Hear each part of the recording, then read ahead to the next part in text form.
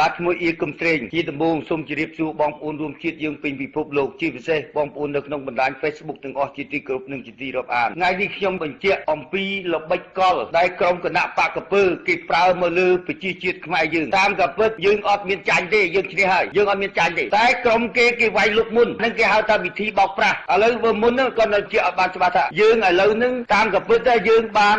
65ទទួលនឹងគណៈបកគេហៅក្រុមគណៈបកកពើគេបានតែ58ទេអ្វីដែល58នឹងទៀតគឺគេប្រើនៅវិធីបោកប្រាស់ណាក្រុមកពើគេប្រើវិធីបោកប្រាស់វិធីស្មុកគ្រប់វិធីព្រៃផ្សៃបន្លំដូចជាការកាត់ឈ្មោះដាក់កាត់ឈ្មោះខ្មែរដាក់ឈ្មោះយួនការនាំយួនចូលមកបោះឆ្នោតហើយម្នាក់ទៅបោះ2ទៅ3ដងនៅក្នុងម្នាក់ការបង្កើតការិយាល័យបន្លំនាំទាហានទៅបោះឆ្នោតហើយទឹកឆ្នាំคล้ายហើយនឹងរលរករួយករណីទៀតដែលយើងត្រូវការចោទប្រកាន់អស់ហ្នឹងអាហ្នឹងវាប្រើល្បិចប៉ុណ្្នឹងហើយនៅតែយើងឈ្នះវានៅតែវាបាន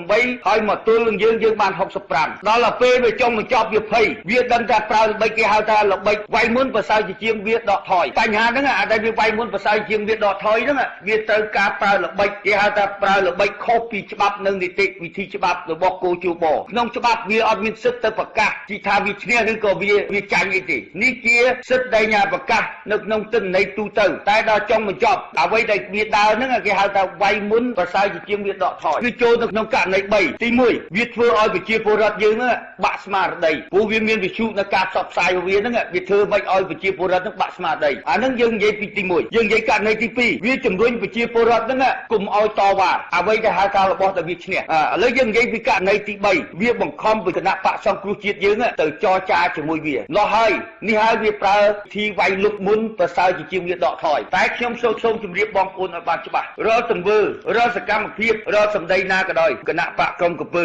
គុំឲ្យទទួលស្គាល់គុំឲ្យយកពាក្យហ្នឹងជាការពិតរយៈកាល34ឆ្នាំហើយក្រុមកពើបំភ្លៃបំភ្លឹះហើយមិនតែទទួលស្គាល់នៅអ្វីគេហៅថាជាអវិជ្ជមានទេអ្វីដែលគេធ្វើហ្នឹងគេតែងតែលើកគុណ7មករាប៉ុណ្្នឹងហើយចង់បានអីទៀតដល់តែចុងបញ្ចប់ប្រជាពលរដ្ឋខ្មែរយើងមើលឃើញពីទង្វើព្រៃផ្សៃអស់ហ្នឹងពីវិធីបិទបាំងអស់ហ្នឹងលោះហើយបានប្រជាពលរដ្ឋខ្មែរយើងដឹងច្បាស់ណាស់ពីទង្វើអស់ហ្នឹងពួកហ្នឹងរឿងក្រាញរនាលអត់ចំចុះគេប្រើវិធីវាយលុកមុនប្រសើរជាងវាដកថយអាហ្នឹងឲ្យបងប្អូនយើងឲ្យយល់ច្បាស់ពួកក្នុងឥឡូវហ្នឹងក្រុមដែលក្រុមកពើគេហ្នឹងតាំងពីវិទ្យុគេមានជាង100តាំងពីទូគេមានជាង14 channel អ្វីដែលការនិយាយស្ដីរបស់គេហ្នឹងគឺគេបិទបាំងយើងរបូតមកទល់សប្តាហ៍ថ្ងៃហើយឥឡូវយើងតែងតែយល់ថាបើសិនជាគេឈ្នះវិញគេតែងតែធ្វើបន់ធ្វើវិធីអីលោកកញ្ឈិងកញ្ជូនខែសបាយណាស់តែឥឡូវបងប្អូនមើលទៅសប្តាហ៍ថ្ងៃស្ងាត់ជ្រាបអ្វីហ្នឹងហើយដែលថាសបញ្ជាក់ឲ្យឃើញថានេះជាវិធីខ្លែងបន្លំដើម្បីវាយបំបាក់ស្មារតីប្រជាជាតិខ្មែរកុំឲ្យមានភាពតវ៉ាអាហ្នឹងខ្ញុំគាត់តែបញ្យល់ប្រជាពលរដ្ឋខ្មែរយើងទាំងអស់ឲ្យយើងយល់ពីបញ្ហាជាឧបាយកលដល់ព្រៃផ្សៃឧបាយកលដែលហៅថាការដែលបំរើយួនសម្រាប់ខ្មែរហ្នឹងនឹងហើយដែលឆ្លុះបញ្ចាំងឲ្យឃើញច្បាស់ណាស់ថ្ងៃហ្នឹងបងប្អូនបានយល់ច្បាស់ហើយថាពួកបំរើយួនសម្រាប់ខ្មែរឥឡូវនេះយើងទៅធ្វើយ៉ាងម៉េចចំណុចមួយដែលយើងត្រូវការធ្វើបន្តទៀតយើងត្រូវតែបង្ខំពួកកពើហ្នឹងដើម្បីឲ្យមកចូលមកក្នុងចំណុចកណ្ដាលជាមួយនឹងគណៈបកសង្គ្រោះជាតិដើម្បីមកចរចាគ្នាបង្កើតនៅគណៈកម្មការកណ្ដាលមួយដែលមានអង្គការក្រៅរដ្ឋាភិបាលអន្តរជាតិហើយនឹងគេមកជួយត្រួតពិនិត្យសើរើឡើងវិញអ្វីដែលហៅថាទម្រង់នៃការបោះឆ្នោតហ្នឹងយើងត្រូវតែត្រៀមទាជាដាច់ខាតអានេះចំណុចមួយចំណុចទី2បើសិនជាគេហៅឲ្យពួកហ្នឹងនៅតែបដិសេធអត់ចូលយើងអត់ខ្វល់ទេក្នុងទូនាទីយើងអត់ខ្វល់ទេយើងត្រូវតែបកគលទៅឲ្យអង្គការសហប្រជាជាតិជួយដោះស្រាយក៏ប៉ុន្តែបណ្ដឹងដែលយើងត្រូវប្តឹងហ្នឹងខ្ញុំបញ្យល់ទៅដល់បងប្អូនប្រជាពលរដ្ឋយើងឲ្យយល់បណ្ដឹងយើងដរាបណាថាបណ្ដឹងយើងប្តឹងឲ្យទៅអង្គការអន្តរជាតិតែអង្គការអន្តរជាតិក៏អាស្រ័យមកលើយើងហ្នឹងតើវាមានពីរឲ្យច្បាប់នឹងមានសុពលភាពឬក៏អត់នឹងដែលយើងបញ្ជាក់ឲ្យបានច្បាស់លាស់ដរាបណាតែច្បាប់នឹងមានសុពលភាពលើកលែងតែយើងគេហៅថាមួយច្បាប់អន្តរជាតិទី2គឺច្បាប់ធម្មជាតិបើឲ្យច្បាប់អន្តរជាតិមានសុពលភាពដរាបណាតែច្បាប់ធម្មជាតិនឹងត្រូវតែងើបឡើងបានច្បាប់អន្តរជាតិនឹងវាចេញជាផ្លូវការតាមតែយល់អស់រយៈកាលកន្លងមកហើយបងប្អូនមិនបាច់ភ័យមិនបាច់ខ្លាចមិនបាច់អីទេយើងងើបឡើងដោយហៅថាអហិង្សាងើបឡើងអហិង្សាយើងអត់មានប្រើពីបញ្ហាសង្គ្រាមឬក៏ ស្អីទេគ្រាន់តែយើងធ្វើបាតកម្មជំរុញឲ្យពួកហ្នឹងត្រូវតែបង្ខំខ្លួនមកចរចាជាមួយយើងហើយនឹងយើងត្រូវការដោះស្រាយពីបញ្ហាជាតិដើម្បីឲ្យសមស្របបើមិនអញ្ចឹងទេយើងអត់ខ្វល់ទេប្រគល់ឲ្យអង្គការគេដោះស្រាយនេះជាទូនាទីដែលយើងត្រូវការប្រគល់ឲ្យគេហើយពីព្រោះយើងតែងតែយល់ថាយើងដូចសូមឲ្យបងប្អូនហ្នឹងចាប់អារម្មណ៍មិនមែនទេពីបញ្ហាអស់ហ្នឹងហើយបន្តមកទៀតខ្ញុំក៏នឹងបញ្យល់ទៅលើប្រជាពលរដ្ឋខ្មែរយើងឲ្យយល់រយៈកាលកន្លងមកយើងដូចថាឥឡូវយើងអស់ជំរឿហើយសំណុំពរខ្ញុំសូមបញ្ជាក់ឲ្យបងប្អូនប្រជាពលរដ្ឋទាំងអស់ហ្នឹងរយៈកាលច្រើនទសវត្សរ៍មកហើយយើងជាបានធ្វើជាអ្នកស្លូតបូតណាអាស្លូតហ្នឹងហើយដែលគេជិះជឿនយើងរហូតមកទល់សពថ្ងៃដូចពាក្យខ្ញុំប្រើពាក្យមួយគេហៅសេះស្លូតគេជិះមនុស្សស្លូតគេជឿនបើបងប្អូននៅតែស្លូតទៀតគេនៅតែជឿនយើងទៀតឥឡូវយើងឈប់ស្លូតហើយយើងត្រូវតែធ្វើកាចម្ដងដើម្បី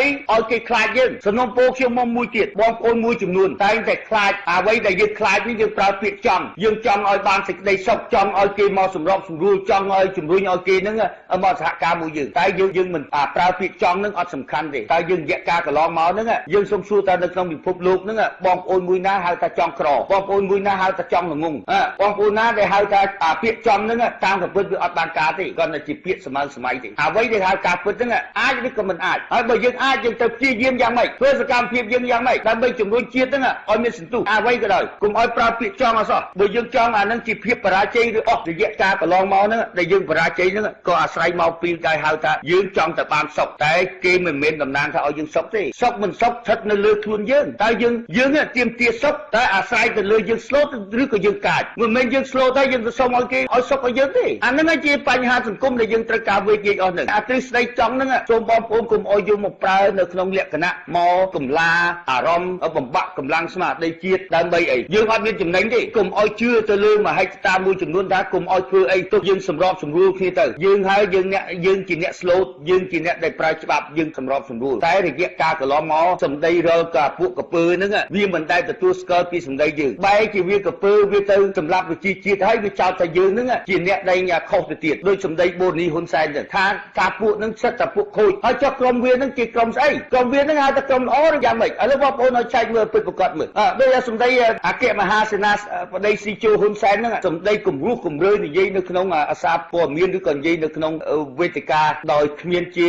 ក្បួនខ្នាតជានាយករដ្ឋមន្ត្រីអានេះគេហៅថាក្រុមសម្ដីពីលសម្ដីពីលដែលបំរើកពើសម្រាប់ខ្មែរហ្នឹងអានឹងហើយដែលជារហូតមកទល់សពថ្ងៃហ្នឹងដែលឲ្យបងប្អូនមើលឃើញឥឡូវហ្នឹងយើងមើលឃើញច្បាស់ណាស់គឺក្រុមកពើហ្នឹងអ្នកណាដែលមកសម្រាប់ជាតិខ្មែរដល់ចុងបញ្ចប់វាចោទថាក្រុមគណៈបកគេហ្នឹងគណៈបកជាតិខ្មែរហ្នឹងទៅជាអ្នកដែលអាក្រក់បែរជាក្រុមវាជាអ្នកល្អអាហ្នឹងហើយរាល់សម្ដីរាល់ពាក្យណាមួយបងប្អូនមើលទៅស្ដាប់មើលទៅនៅក្នុងរដ្ឋយោទាំងអស់ទាំងពួកដេញផៃសផានទាំងពួកសុយហៀទាំងពួកនិយាយអត់ដឹងហើយបណ្ឌិតមួយចំនួនធំទៀតសិតតែបណ្ឌិតលឹកជើងហ៊ុនសែនហើយហ៊ុនសែនវាបំរើ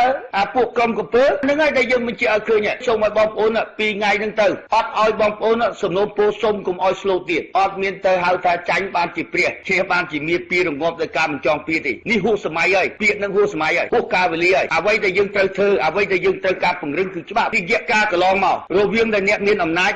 គេហៅថាអំណាចបាបហើយនឹងធម៌នៅអនុគ្រោះខ្មែរយើងតែងតែប្រើនៅពាក្យធម៌អនុគ្រោះតែមិនដែលយកច្បាប់មួយណាមកប្រើអានឹងហើយនៅពួកអំណាច